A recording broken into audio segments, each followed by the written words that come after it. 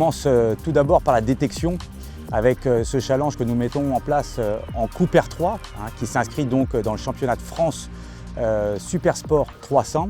Et là, nous nous adressons à deux publics, à la fois les challengers et puis les plus expérimentés. Alors, ce que l'on fait en fait, c'est qu'on récompense. On récompense la performance, c'est l'idée de Yamaha, c'est son ADN depuis toujours. Donc le meilleur challenger se voit avec un soutien financier pour pouvoir intégrer en année 2 et pouvoir donc, une année pour apprendre, une année pour gagner, comme on dit. Donc en année 2, intégrer le FT Racing Team avec Sam Thomas et Marc Fontan, où ils donnent là plus de conseils.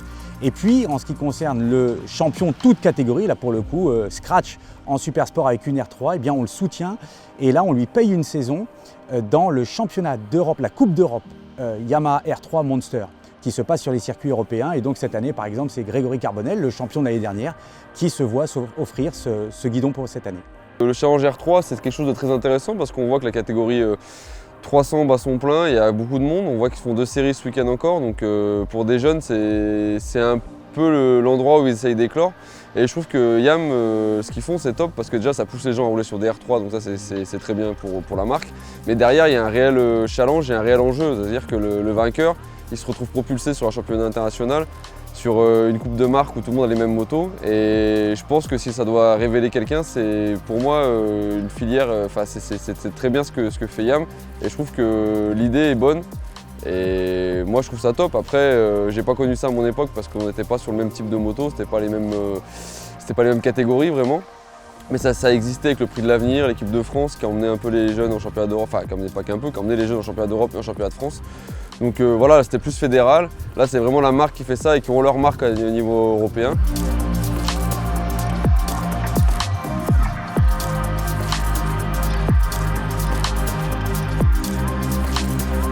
C'est une chance d'avoir ce challenge ici en championnat de France Super Sport 300 parce que les récompenses c'est vraiment incroyable, une saison en R3 Blue Crew Cup. Et donc moi je me suis engagé pour la gagner bien sûr et je vais tout faire pour. Personnellement je pense plus m'orienter vers le Super Sport 600 plutôt que le World Super Sport 300. Mais c'est intéressant aussi, c'est une piste à réfléchir, la Coupe européenne si j'arrive à gagner. Parce que c'est unique de pouvoir rouler sur le paddock du mondial avec des pilotes de tous les pays. Et le niveau est très relevé, donc c'est intéressant.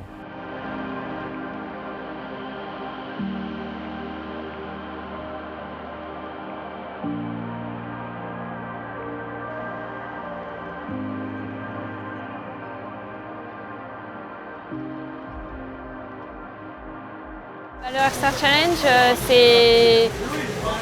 ça fait partie du championnat de France Super Sport 300. C'est que des R3 Yamaha. Et donc on a tous les mêmes motos et ça constitue une sorte de petit championnat à l'intérieur du Superbike. Ouais, je pense que c'est un bon tremplin pour accéder au mondial Superbike parce que ça permet de rester sur les mêmes machines qu'actuellement avec un niveau plus international et ensuite pouvoir se mesurer, rouler sur les mêmes circuits aussi pour pouvoir vraiment se comparer à eux et puis ensuite intégrer pourquoi pas le plateau du championnat du monde. J'encourage tous les jeunes qui veulent accéder au plus haut niveau à faire de la R3 et gagner ce challenge.